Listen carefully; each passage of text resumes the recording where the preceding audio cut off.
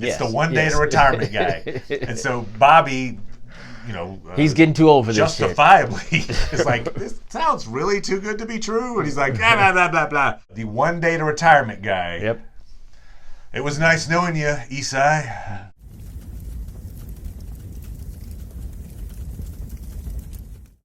Hey everyone, it's Paul, it's Matt, the Dork Lords. We are here talking about The Expanse, Season 4, Episodes 7 and 8. I believe they are called Shot in the Dark and The One-Eyed Man. It's the old proverb. Yes. In the land of the blind, the one-eyed man is king. Yes. What do they say about the two-eyed man? The two-eyed man is like Grand Emperor. So yes, that is as an apt proverb to use for this series. Because a lot of Mercury's not an idiot. Right, he even brings up the one-eyed man issue. Throws out that he proverb. does. He does throw it out. Okay, so the section we're talking about begins right after the floodwaters come up to the protomolecule structure and everybody gets inside. And then it ends with the return of Joe Miller, but all's not well with him, obviously, and he's like screaming, and then we're out. So it's that section. Yeah. We've got...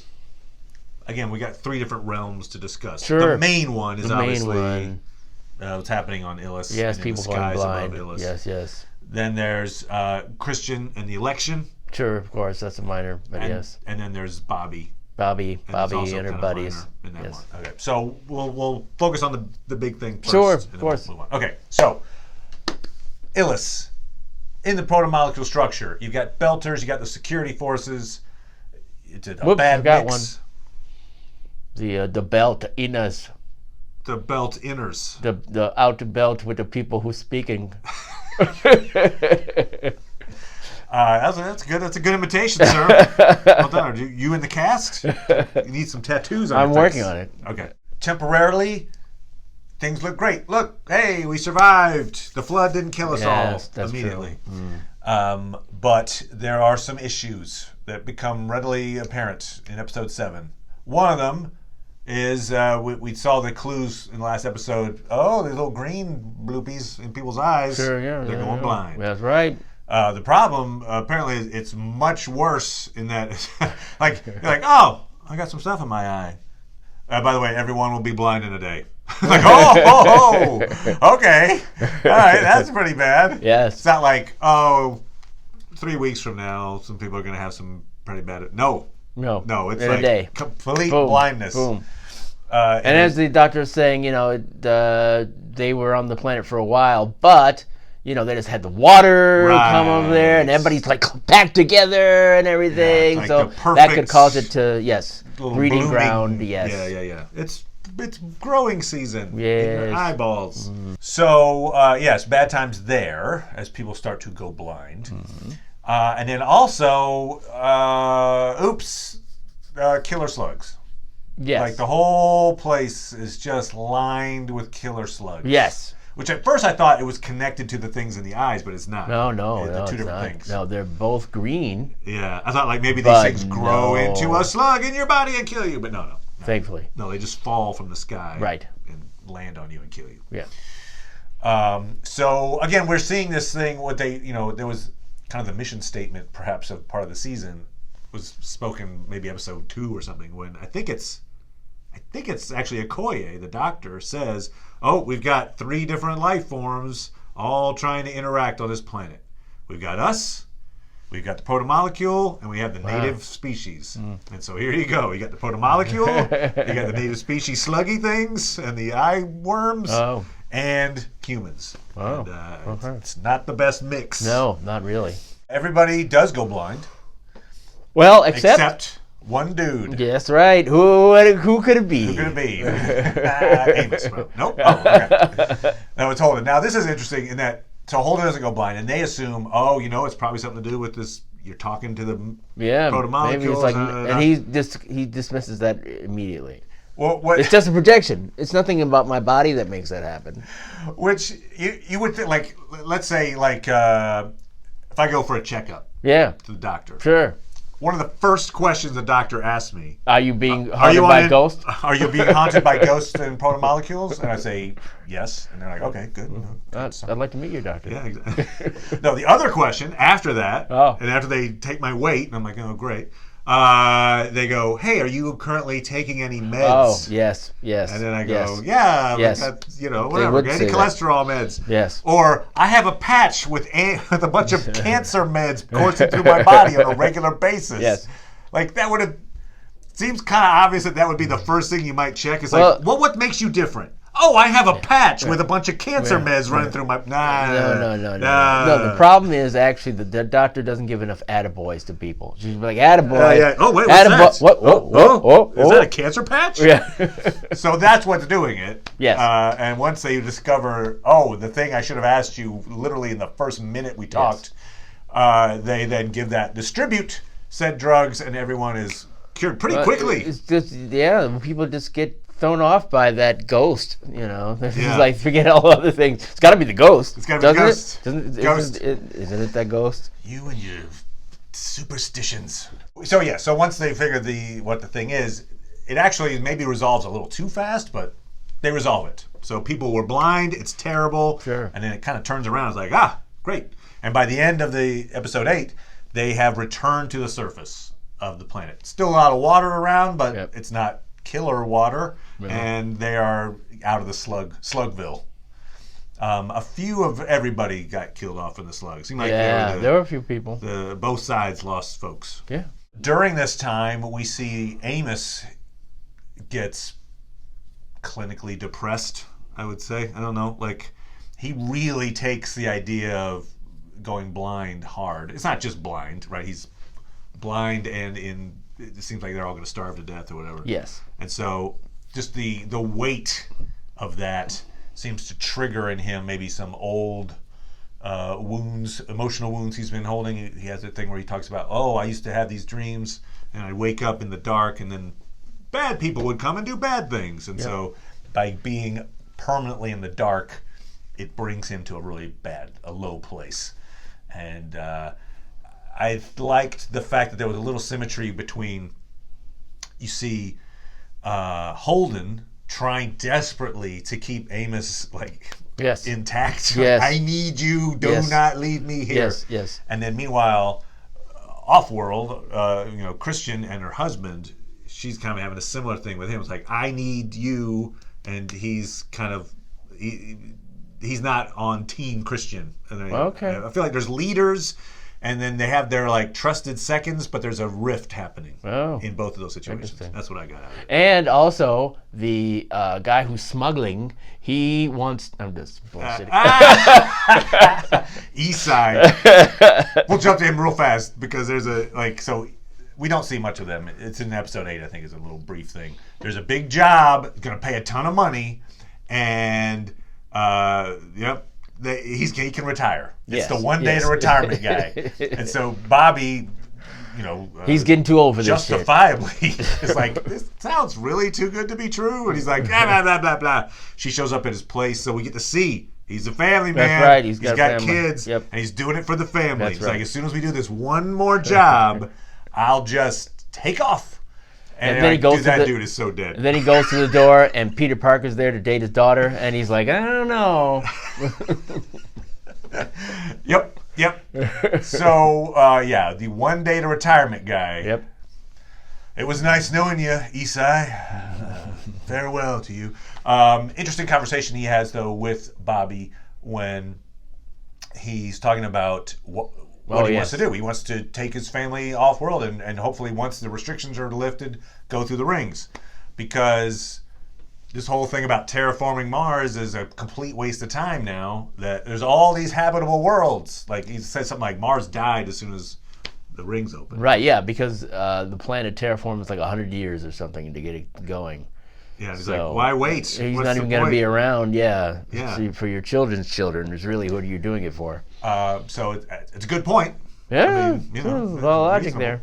And so that strikes Bobby hard. She's had this fling with this guy, and he's got a job off planet on Europa, and he wants her to come with him. Yeah. And she's like, no, Mars. Mars. And she's kind of realizing that Mars isn't the same place anymore. Yeah, they like to highlight her patriotism and her passion with other people who have been in the same planet as she has. Right. Who are like... And you're staying why? Okay. So Isai, you've been matted because there was way too many. Family man guy, one more gig, even though it's really questionable. Like she says, like you're not going to be a good parent if you're dead, something like that. Like, she's right. Okay, anyway, so, all right, so that's pretty much the Whoa, I see you got thing. something against dead parents. Yeah, back on Illis, we had to see Amos, temporarily goes haywire, but once he gets his vision back, he's kind of back to being Amos. Yes, and the blindness has caused a truce between the two factions there, between the people, the Belgians that want to stay on the planet, and the military force. And Mercury almost sounds reasonable. At one point, yes, he even hands some of the stuff to the Belters, and it shows, because he's not a good guy, but it shows that he's crafty. Yes. Yeah, he's not just like, I'll just go with rage all the time. Yes. He's like, no, this is to my advantage. Or, that, yes, it could get really out of hand is what he's actually saying. I think. It's to his disadvantage, but you can see that they're, the villain might just be like, kill them all anyway, but he's like, no. He's not a mad villain. Yeah, he's got some brain cells. Yes, he does. That's because of all that reading that he does. Good point. All the Chinese proverbs. Couldn't do that with the no vision, but yeah. No, that's true. This might be it for him. So my point was, I was thinking to myself, hey, maybe don't cure that blindness quite so fast. As long as the blindness is in, we can't have they can't have a civil war. So, hey guys, we're working on a cure. Just probably be a week or so. Sounds like the plot of C, but okay. Oh yeah. Okay. Yeah, so as long as they're blind, the sides kind of just hang out. She didn't give them the prognosis of a day to be blind, and then how long before their eyes are eaten out? Yeah, right. How long is it before it's permanent? Yeah. You would assume it gets permanent at some point. I would think, yeah. But they basically correspond getting their eyes back with getting back to the surface. So there isn't time to be upset and also have vision. Sure. But we do see Mercury is already plotting. He wants to get rid of Holden. So he sees that Holden is the one obstacle to him kicking the Belters off, basically. Sure. And it's all a cash grab for him. Above the surface of the planet, we've got the ships are in the decaying orbits. Yes. But the one ship, the Belter ship, is in a faster decaying orbit. Yes. And it also has Lucia's daughter on it. And it also has all their lithium. Yes, all their lithium. Yeah, which that was I didn't anticipate when they're talking about rescue operations to Lucia. Yeah. They're like, okay, well look, if we can't, everything else fails. We'll get your daughter off. We'll get all the people to safety. We'll get all. She's like, the lithium. Okay, jeez. I mean, it was almost more important than the people. Yeah, she was saying we might as well be dead. Right, exactly. It's like, wait, I didn't kill all those people for nothing. Please. You know where you can get more lithium? Down on the planet. Okay. But okay, so the lithium has practically as much importance as the people's lives to apparently the Belters, at least to Lucia, and probably to others. Yes. So, in order to save the ship, she comes up with a way to. They're going to basically rig a line and then use the Rocinante to raise it in its orbit a bit, so at least they buy some time. Yes. Still got to figure out a way to shut down the machinery that's causing problems with their fusion engines, or eventually everyone dies. Yes. And that's a problem. Yeah, I wish. Ultimately, the problem would be solved. But what? But when she talked about how there's a radius that they imagined, they didn't get a chance to test it actually. If they go outside that radius, then they imagine that they will. Enough. Yeah. Yeah. But right, because it doesn't turn off every ship in the universe. Yeah. More power. Yeah, somewhere there's an event horizon. So it works, And also, Lucy gets a chance to kind of make good with her daughter in that, or at least improve her relationship a little bit. Yeah, right. And there's a conversation between Alex and Lucia. That's kind of another one of those deep chats that this show seems to excel at. Sure. Where he's talking about his past. Right. Now he's got kids, yes, a family. He used to. He's like, oh, what happened to him? Oh no, they're fine. Yeah. I'm not. That's the problem. We learned a lot. Yeah, was it? I think the previous couple of episodes when Naomi talked about the loss of her family. Yeah. There's a through line running there. He's got some sadness. The one thing he did, he's like, I have this memory. The one time I got it right with my son, which was son wanted earth sand. He was living on Mars. Son wanted earth sand for his birthday, and so it was really expensive. But he got him a box of sand, and he wonders if the son still has that box. Oh wow. Probably not. Anyway, it reminds me a lot of the movie The Martian, Matt Damon, in that one of the themes of that movie was in space, I guess. Maybe it's in general in life, but that you're constantly just trying to stay alive for that minute. And so it's like a series of crises. You're like, what's the crisis that will kill me now? All right, get rid of that one. Okay, that bought me an hour. Okay, what's the one that kills me in an hour? All right, solve that one. Okay, what's the one that kills, and so that's what this seems to be. Work the problem. Oh, there's a flood. Oh, God, terrible. Yeah. Oh, my God. Oh, there's slugs. Yeah. Oh, God. Okay, how do we put the plastic up? Okay, well, we're blind. Okay, how do we... the tow cables. So they're constantly just surviving. Like, oh, damn it. So the election has some issues in that we know that Marco has been found, or they think they found him on a ship. Yep. And Christian calls in her advisors, and they advise, like, there's two options. You can either blow the ship up, yep, and you're going to blow up everyone else on board. That's true. Or we could send in a strike team, yeah, and take him alive. Now you can see how that option 2 would be very attractive. I agree. I was going to bring this up. So we've got a situation where it goes wrong, and the ship it was rigged to explode, and so the Marines, you're going to call them that, Space Marines, get killed they're off. Marines. They're Marines. Okay. They said my Marines. Okay. So she gets blamed for it, and it's like, oh, it's terrible, blah, blah, blah. But yeah. And then the general who advised the plan resigns. Yes. Because he's like, oh, you did it for political reasons. And yes, you sent them with like, I've always followed orders, but in this case we didn't have enough information to go in or whatever. It's like he was the one who was supposed to provide the information. That's what I go like. He's the one. She's like, what are our options? Okay, we could blow up the planet or blow up the ship and everyone in it.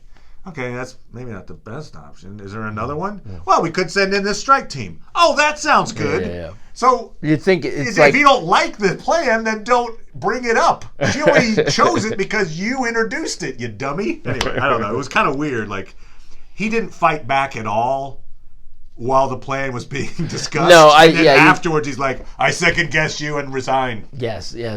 He's kind of a jerk. Yeah, I think you can say perhaps he was using it opportunistically. I mean, maybe we'll find out that he was closely associated with her opposing candidate or whatever. Okay, maybe that's. I don't know. Maybe he had like an actual reason, and he just used this as his official. I wonder because they made so much out of that. It was just it just seemed like, damn, okay, Monday morning quarterback guy. Yeah. Anyway, so yes, the plan goes awry. Yes. And it was Marco's devious plan all along. He's still around. And that was interesting. I feel like it'd been a while since I'd seen the leader of the OPA. Fred Johnson. Yeah, Fred Johnson. From The Wire. Right. Yeah, he was the dude from The Wire that starts up the boxing. Anyway, yes, right. Okay, I forgot about that. Ash and drummer. Yeah. have it out with him, and then you see really the consequences of letting that idiot live. Right.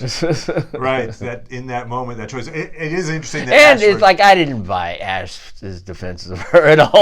I didn't. It's like if you had killed him, that would be it. Hey, in the moment, you doubted her at the time. He did, but he's just backing her because it's his friend. Exactly. Exactly. He's backing her in that moment, even though he feels otherwise. I think that's what I got out of it. Yeah.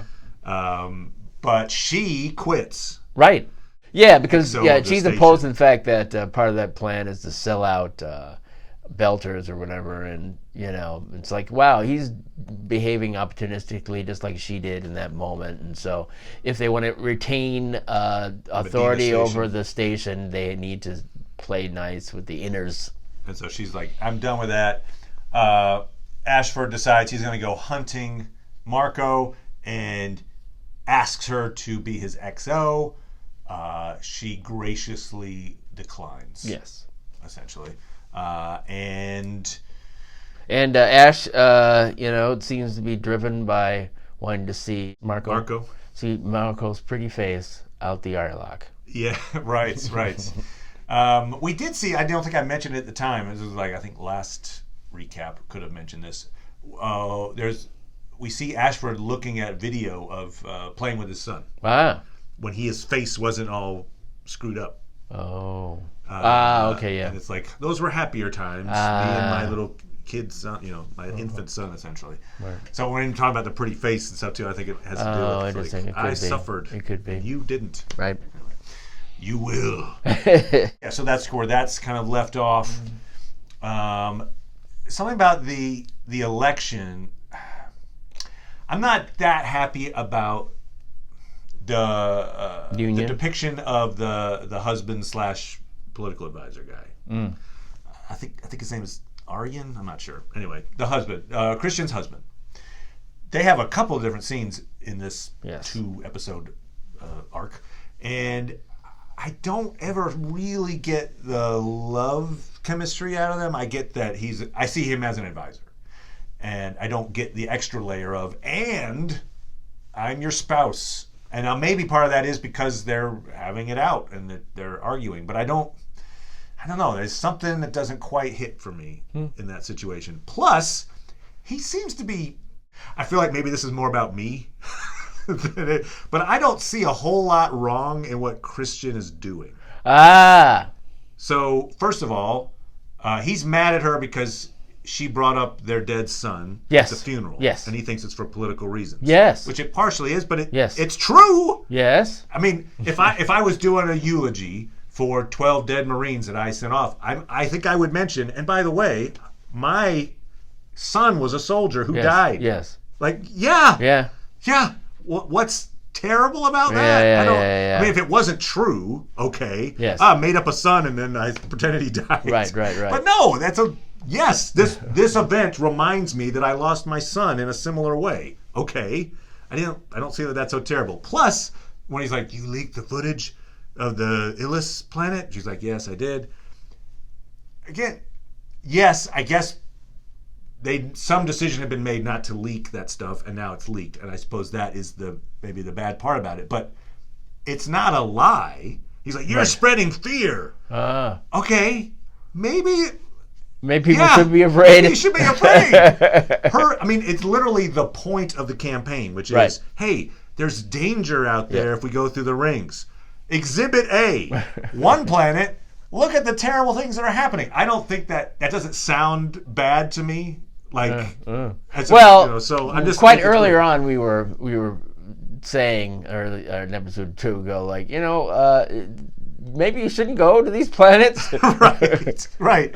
I don't know. It's just, but obviously, might be another example. It's interesting the fact that Bobby turned down Avasarala's offer to be part of the government, right? When you could argue that they're both one of the reasons why they're getting along as well as they do is because they're very similar in being passionate and idealistic against other people who really aren't. Okay. So so she's like she's certainly the show thinks she's sincere in her want to do well for everyone, and everybody is sort of like, maybe not. Maybe we can do stuff that's only good for us or whatever.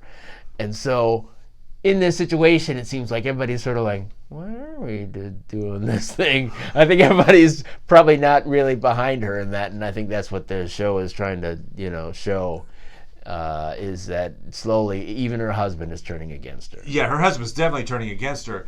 And he says like, oh, I always thought you were doing what you were doing because you thought it was right, but now I think it's just because you want to win.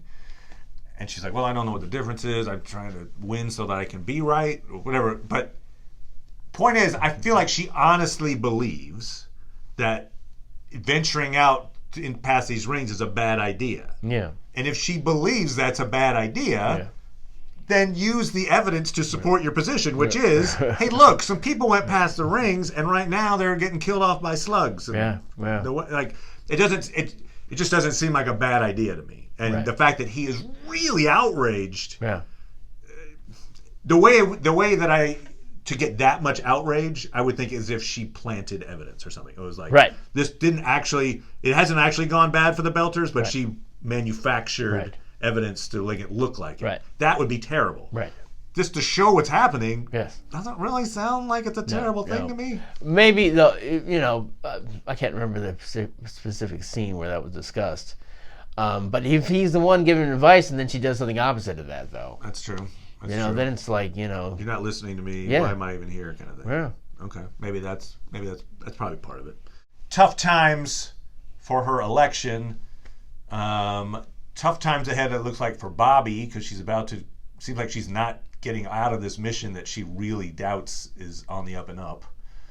I think she said she's not going to do it, right? Did she say she's not going to do it? Because I think he asked her, it's unspoken. Oh, okay. He says like, hey, if you want out, you don't owe me anything. Okay. And then she walks off. So I got the opinion, I was like, well, I guess I'll do it. But that was the subtext I got out of it. But maybe the subtext was, I'm out. Okay. Apparently the subtext is, I'm out. All right. Good to know. All right. So she made a wise decision. Yeah. Okay. All right. You're just theorizing, obviously. That's right. Oh, who knows? You didn't watch the rest, obviously. Who knows? Who knows? It's a mystery. And then on the planet, at least temporarily, our folks are free of blindness and slugs. Yes. They're out of the protomolecule structure. Yes. The main danger right now is the decaying orbits, which they've given themselves a few extra hours at least. But you've got this Joe Miller has come back. Yes. And we did hear again, Murtry mentions to Holden, like, hey, you mentioned this guy in your head, he can turn on machines on and off. Do you need help? Like, making that guy do work for us? So I assume that's where we're going with this. Like, now that you've got contact again with Joe Miller, can you have him turn off the machine that's going to make the spaceships fall out of space? Although we also have Murtry of like, hey, are those charges still set in that spaceship? So he wants to still blow up a shuttle. For whatever. Yeah. So probably, just so that he no longer make a claim on the planet, I would assume. Yeah. He's finding ways to drive the Belters out. Right. Yeah, because part of what he offered before is like, oh yeah, you get rid of the ore, there we'll help you out. Right. Which, as we know, that's as important as the humans aboard. Yes. The ship. So and we didn't see a lot of. I think her name's Chandra. The woman that's like the second in command. I mean, she's running around and she's helping Murtry.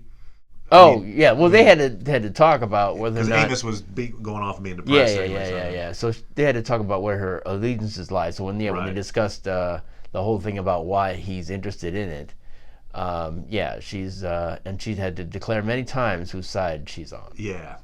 And so far I think she's just trying to avoid the inevitable. Which, in a show where you've got a lot of tense moments, the inevitable is going to happen. But, okay. So, anyway, we'll be back talking about the exciting conclusion of Season 4 of The Expanse. We'll also be back talking about Episode 2 of Picard. Yes. So come on back for that. Thanks, everybody. Bye.